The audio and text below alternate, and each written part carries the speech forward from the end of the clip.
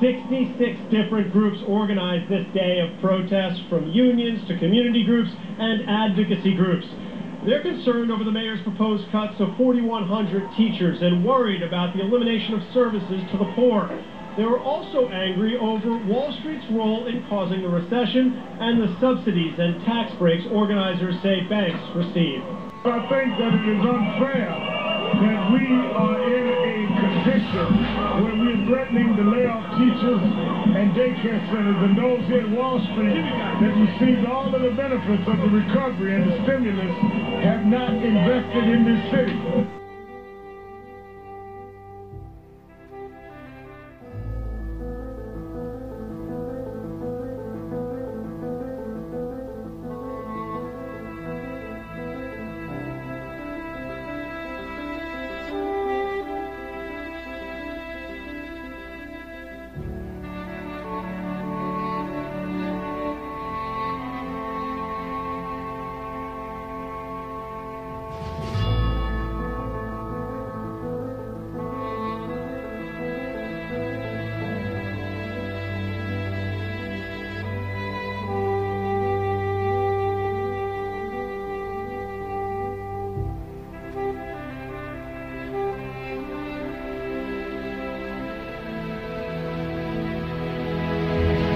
People, law enforcement, if you want to call them that, were here and they were shaking in their shoes. They were physically shaking, scared to death because certain people said, I'm a radical, I'm a wild man, I got a gun under every arm, you say anything to me, I'll shoot you. If the people find out how they've been ripped off and enslaved, they will revolt. There'll be blood running in the streets.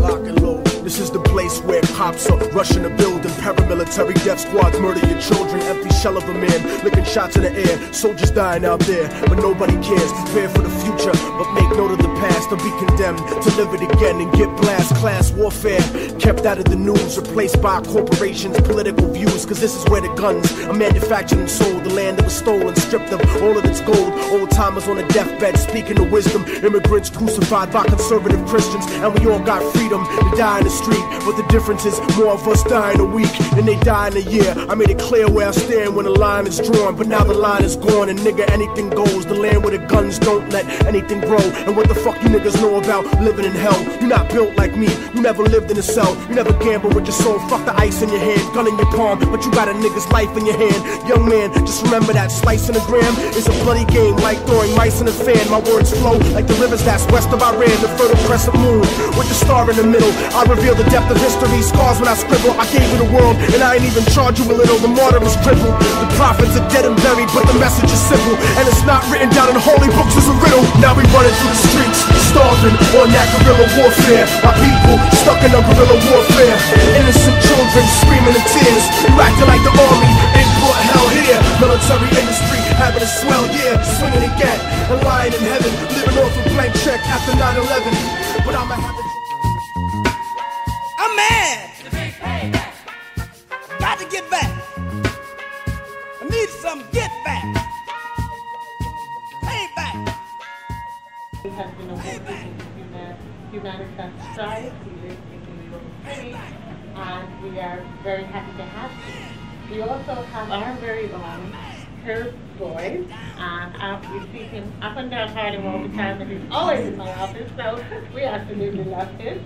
And Herb, as you know, is an award-winning author and journalist who has published over 17 books and countless articles for national magazines and newspapers. His latest book, well, he has so many. What's the latest book, Herb?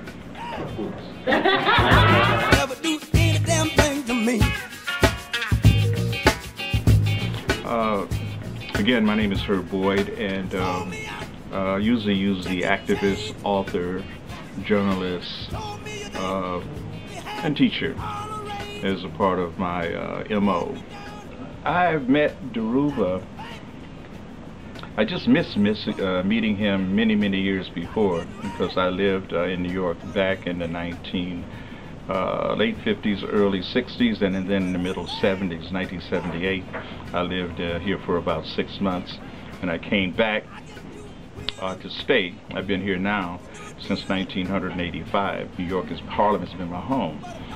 And I knew a lot about the Black Panther Party over the years because, I mean, hey, I was in my 30s when it jumped out there. And it was just a part of what you call the zeitgeist at that time, you know, in terms of the revolutionary portent that was in the air, particularly like, take a year like 1968.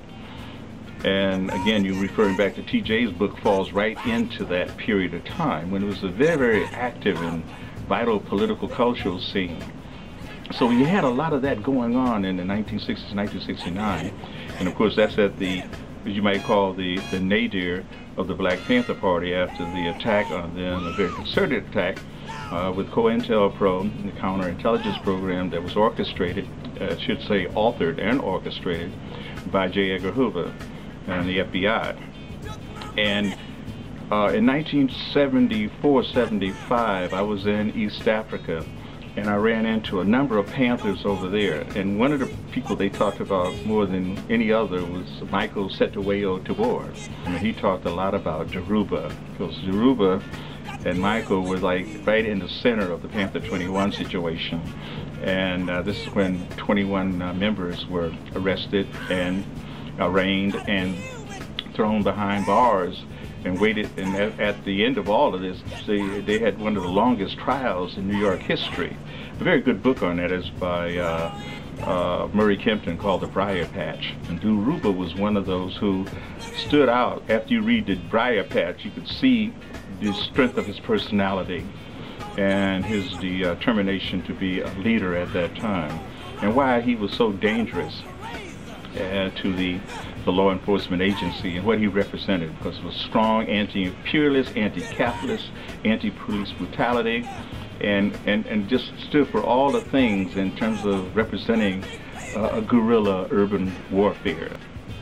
And if you read TJ's book, and this was very enlightening for me because a lot of those, the life of Dhoruba was missing for me, but when you read TJ's book, you begin to get, you know, he fills in the blanks. Some of the stuff I had never heard about, like there are more African American men and women now caught up, Calvin, what is it, in the correctional control system? That's right. Than it was in bondage in 1850. Exactly. That's right. I mean, give me a break. That's right. That is startling, but real. And some portion of that story then takes on another. I mean, TJ has a number of very interesting tangents. Each one of them a little bit more mysterious and exciting than the other.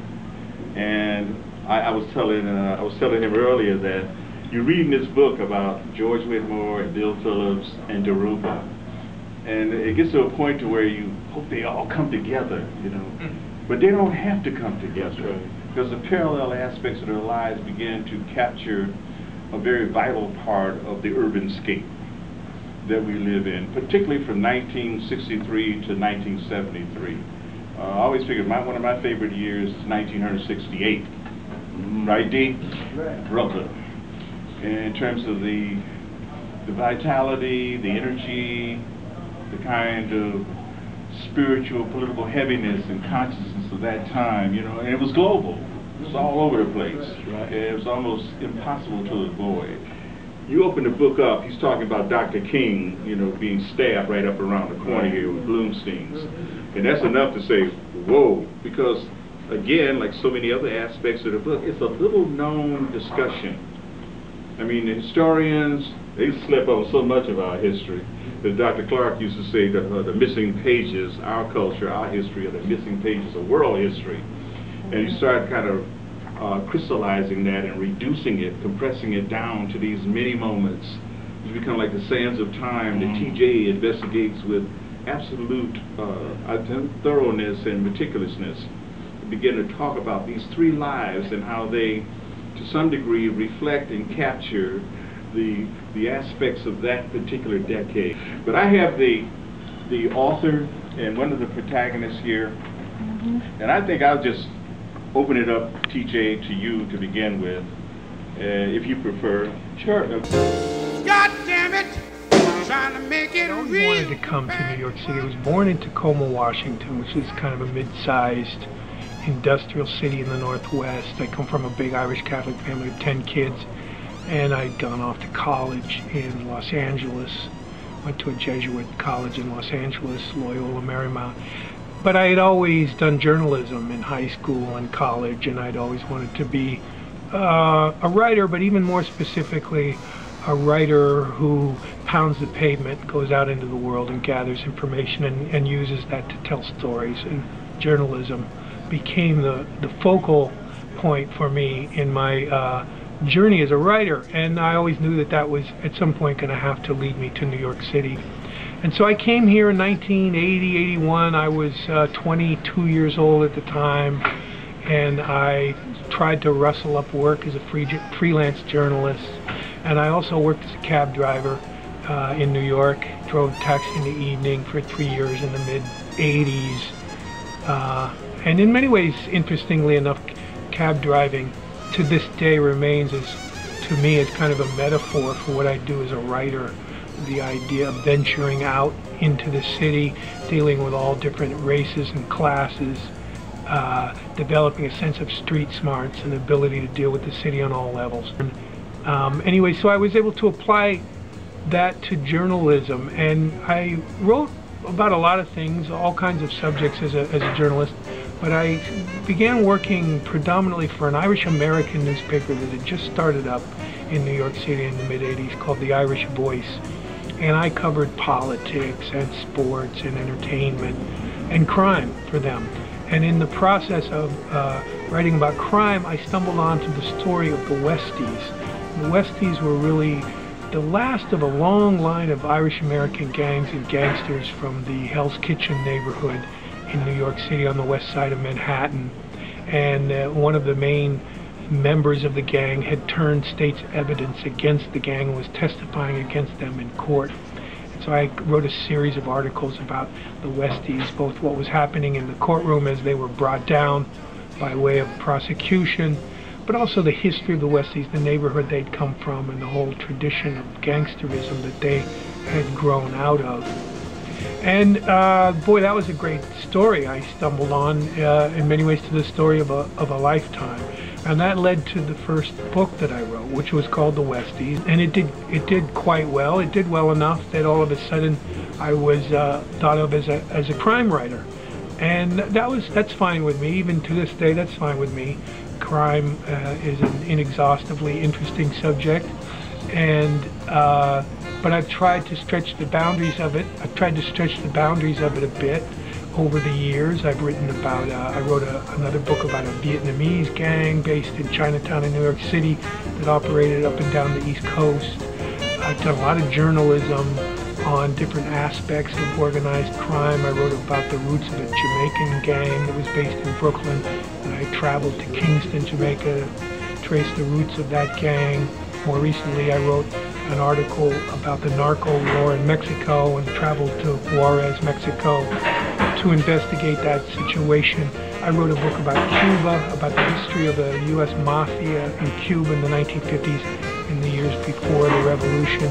So I've tried to stretch the boundaries of it as much as possible.